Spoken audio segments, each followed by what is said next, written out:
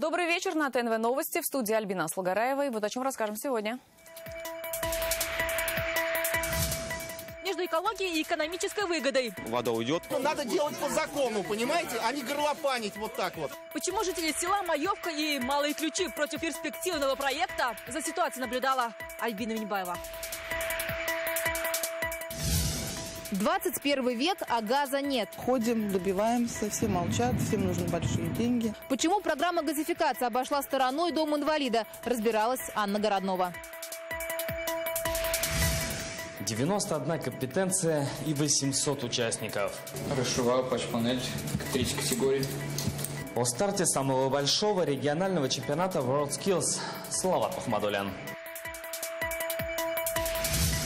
На грани фола. Ой, дербышки, у меня чего-то начались. Ой, блядь, дербышки. Как юмор сыграл злую шутку со столичным комиком в Казани. Лена Знатулина.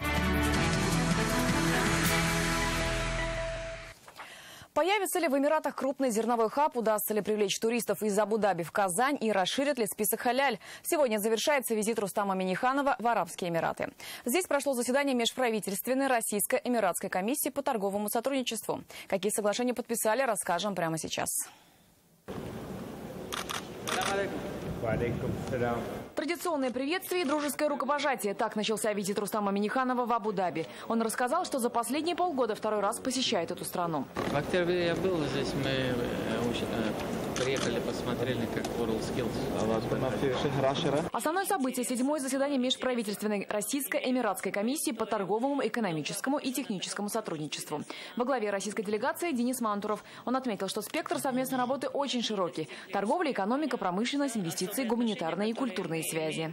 Мы высоко ценим доверительный и конструктивный характер сложившегося между нами диалога, тон, которому задают регулярные и продуктивные контакты между лидерами наших стран.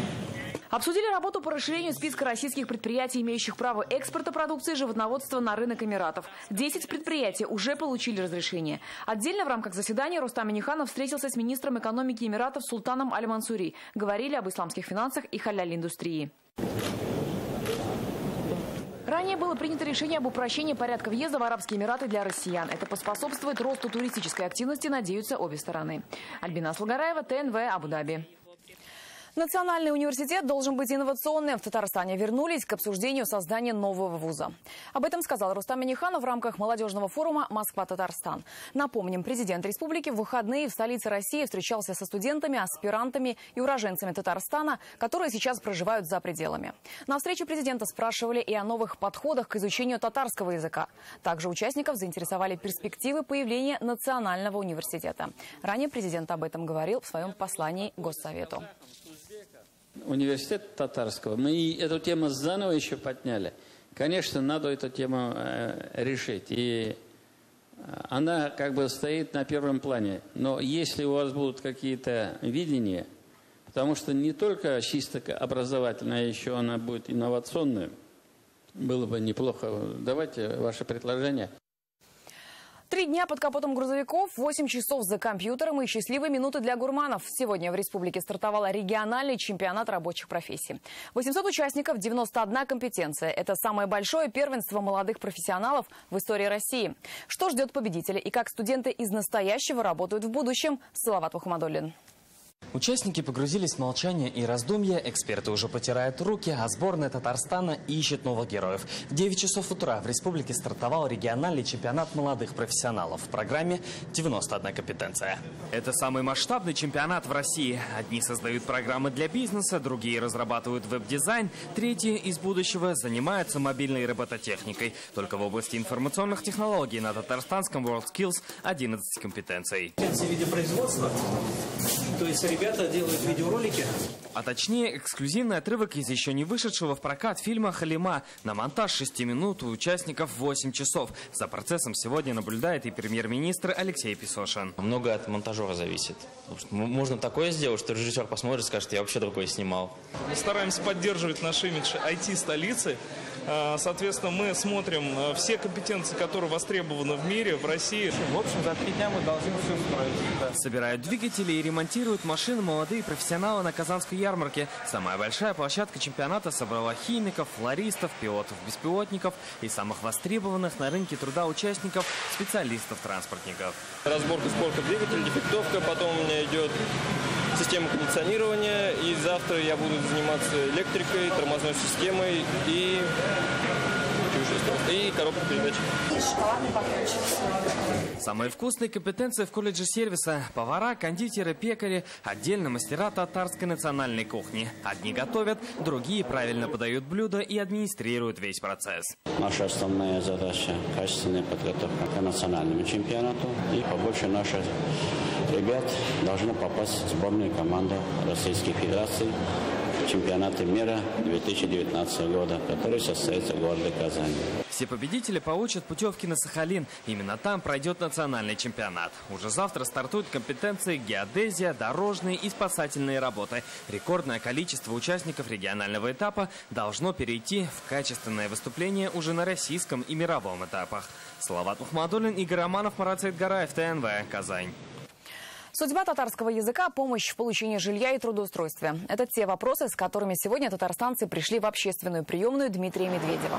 Общался с жителями Фарид Мухаммедшин. Встречи проходят в рамках недели «Единой России» и приурочены к 16-летию создания партии. Задать свои вопросы и рассказать о проблемах можно депутатам всех уровней, от Госдумы до сельских поселений. Все вопросы председатель Госсовета обещал взять под контроль. Нескончаемый поток людей. Люди идут.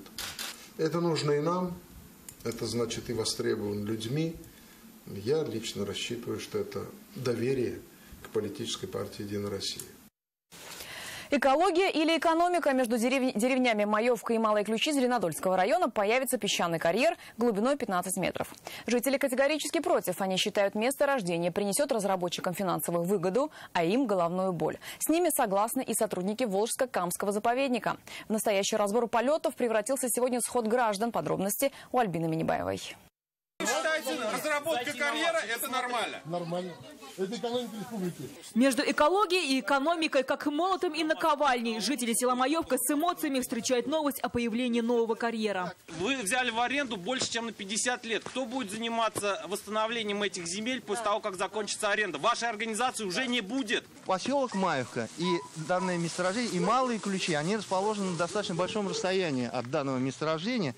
Даже по Сибири язвенных скотомогильников и то 1000 метров санитарной зоны. В данном случае тут 2 километра. Проект «Карьера Майорский» разрабатывается с 2014 года, но для жителей двух деревень «Известие» как снег на голову. Пообещали чистку дороги, там, я уж утрирую, конечно. Но если все это делать по-человечески с 2014 года, то, возможно, вот этого исхода бы и не было. Ближе всего карьер окажется к Малым Ключам. Между селом и месторождением нет даже километра. То самое село Малые Ключи между предполагаемым карьером, озером и несколько сот метров поля. Проектировщики убеждают, что все в порядке, а вот сельчане ждут экологической катастрофы. В близости находятся родники, из которых мы берем воду. Нам неоткуда пить. У нас чистые родники. Вся вода уйдет, говорит Татьяна Катина. Времени противостоять разработчикам практически нет. Остается лишь перевести землю из статуса сельхозназначения в промышленную.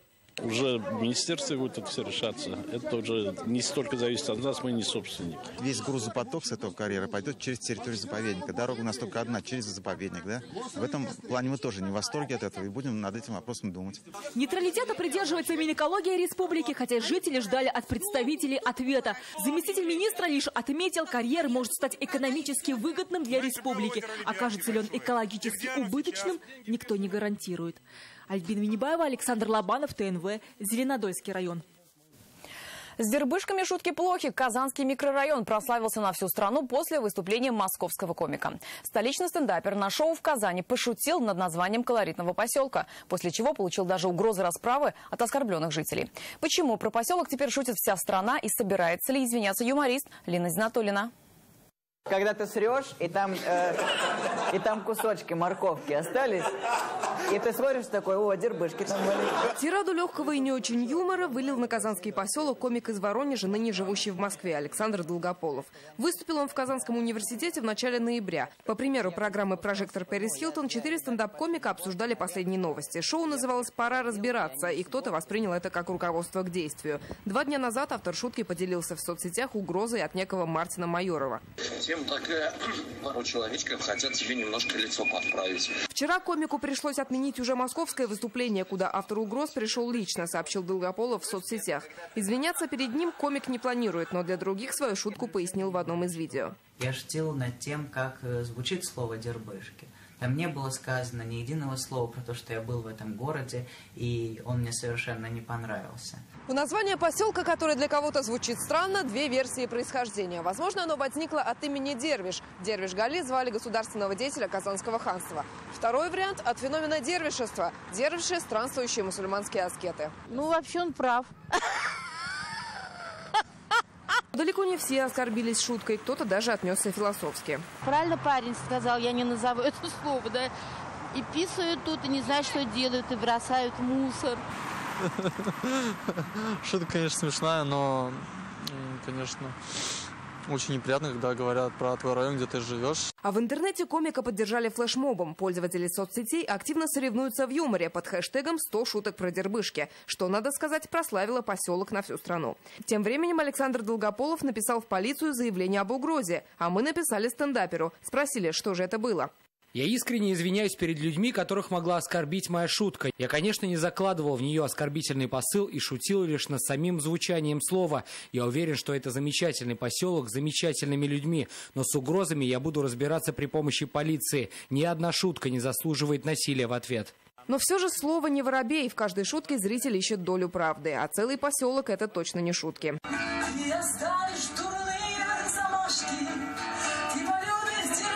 Лина Знатульна, Александр Лобанов, ТНВ «Казань». Татарстанские дворы получили высокую оценку министра строительства и ЖКХ страны. Михаил Менин назвал их образцовыми. На селекторном совещании министр подвел итоги работы программы благоустройства. Сейчас она завершена на 80%. Программа реализуется в рамках приоритетного проекта формирования комфортной городской среды. В начале ноября Минстрой представил рейтинг регионов по его реализации. В тройку лидеров попал Татарстан. На 2-м месте Калужская область, на 3-м Чечня.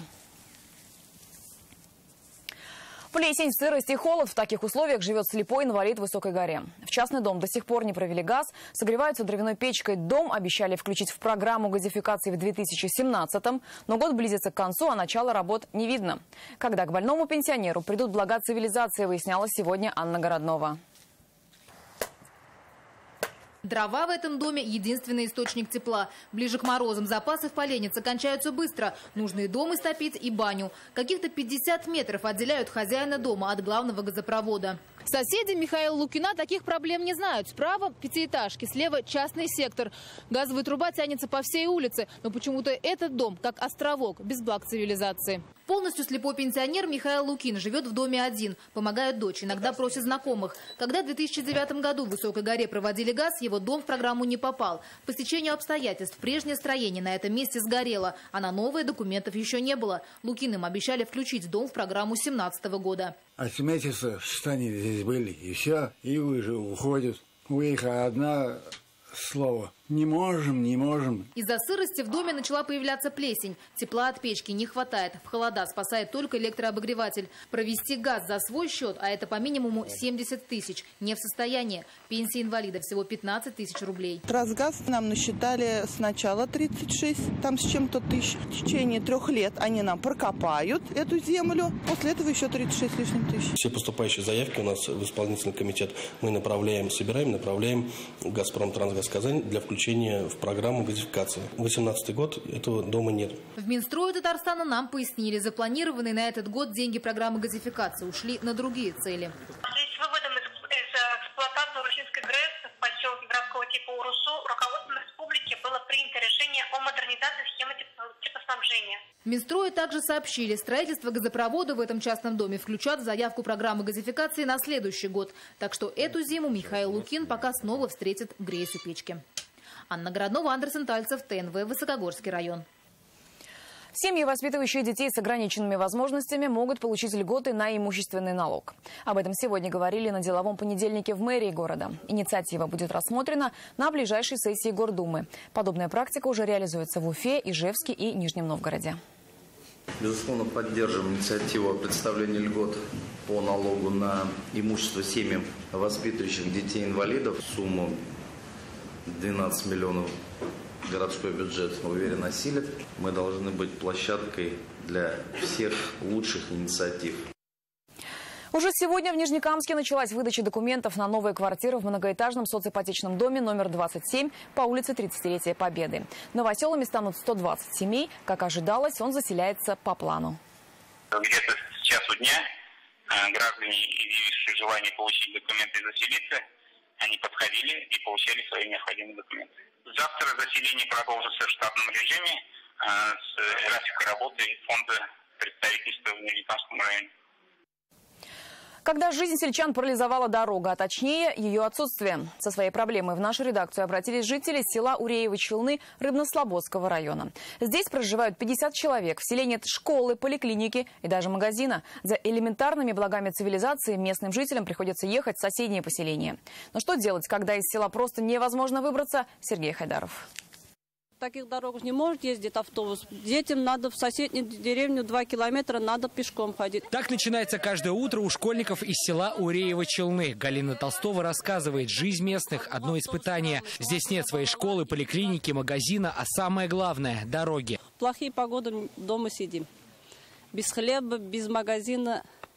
И скорый не может приехать, и пожарный не может приехать. Сюда перестали заезжать и автолавки. Дорога здесь такая, что они рискуют сильно задержаться. Выручают вездеходы вроде Нивы и УАЗа, но они есть только у 2 сельчан из 50. Передвигаться по селу на личном авто для местных жителей настоящая роскошь. Это они могут делать либо летом, когда земля сухая, либо зимой, когда ее уже подморозят. Все остальное время движение транспорта здесь просто парализовано. Сегодня минусовая погода, поэтому только более-менее весной и очень невозможно уже есть. И на Ниве тоже. Решить свою проблему сельчане пытаются уже 8-й год, однако безуспешно. Все это время они лишь наблюдали, как дороги строят в соседних селах. Говорят, что строить деньги нету. Мало людей, но все равно же мы тут живем, все равно же надо нам жить тут.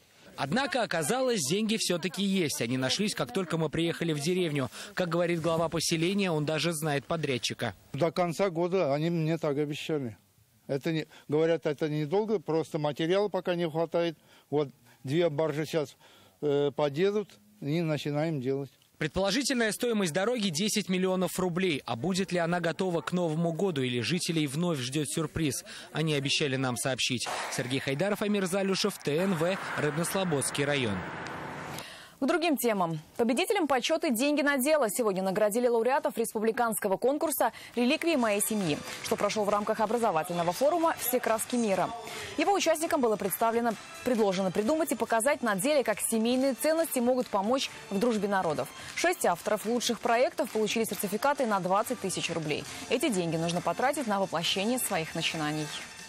На 20 тысяч, наверное, на самом деле можно очень много, если у тебя есть поддержка команды добровольцев, которые работают с тобой плечом к плечу. Звезды российской эстрады на одной сцене с детьми 30 ноября в Казани пройдет всероссийский культурно-благотворительный фестиваль «Добрая волна». Благодаря проекту дети с ограниченными возможностями смогут исполнить свои мечты и выйдут на большую сцену с известными артистами. Организатор фестиваля Игорь Крутой, а среди приглашенных гостей Владимир Пресняков, Наталья Подольская, Анита Цой, Доминик Джокер и Дина Гарипова. А впереди вас ждет прогноз погоды, а сразу после хоккеисты Акбарса встретятся с игроками хоккейного клуба «Сочи». Ждем хорошей игры и болеем за наших. Хорошего вечера.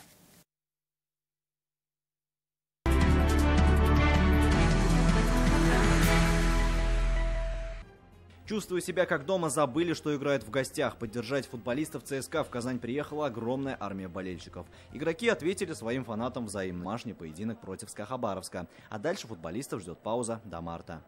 Важно было, чтобы мы сохраняли концентрацию во втором тайме, что, в принципе, мы и сделали. И в который раз надо отметить характер команды. Все-таки много игр проводим, но, тем не менее, у нас какого-то эмоционального физического спада нет.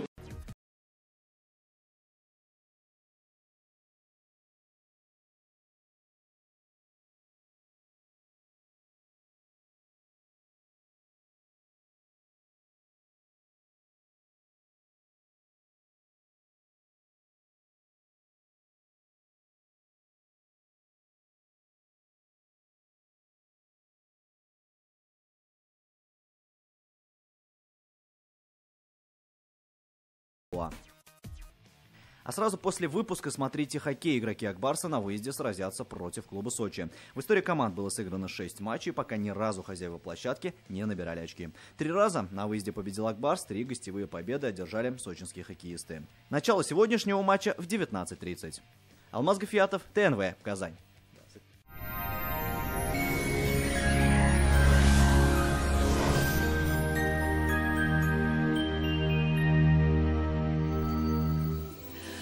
Здравствуйте! Вы смотрите прогноз погоды на ТНВ. Спонсор выпуска — изготовитель корпусной мебели на заказ Данил Мастер. Быстро и качественно. Изготовим шкаф-купе по вашим размерам. 3D-проект шкафа, доставка, установка бесплатно. Только в ноябре назовите пароль ДМ Мебель и получите 25% дополнительной скидки на ваш шкаф-купе. Данил Мастер. Настало время низких цен. Казань, Восстание 23, телефон 2167-166. Ну что ж, а теперь поговорим о погоде. Холодный атмосферный фронт принес в республику понижение температур. В предстоящие сутки в Татарстане ожидаются осадки в виде снега. По данным сервиса Яндекс.Погода, на юго-востоке республики ожидаются осадки в виде снега, а температура воздуха составит до 2 градусов мороза. На северо-востоке Татарстана облачно, небольшой снег и -1 градус.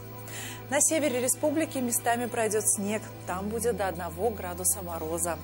На северо-западе Татарстана пасмурно, не обойдется без осадков. Температура воздуха там составит -2 градуса. На юго-западе республики облачно, снег. Температура воздуха составит до 2 градусов мороза. В центральном районе республики местами пройдет снег. Температура воздуха составит -1 градус. В последующие сутки существенных изменений в погоде не ожидается. Спонсор выпуска ОАО «Марбиофарм». Гриппофлю. Не дайте простуде гриппу испортить вам жизнь. Гриппофлю. При насморке, лихорадке, ознобе. Гриппофлю. Скорая помощь от простуды и гриппа. Гриппофлю. Умеренная цена. В Казани в предстоящие сутки ожидается ясная погода. Температура воздуха днем составит до 2 градусов мороза. Ветер юго-западный слабый. Атмосферное давление составит 766 миллиметров ртутного столба. Влажность воздуха 84%. Магнитное поле Земли спокойное. На этом наш выпуск завершен. В студии была Маргарита Павлушина. До свидания.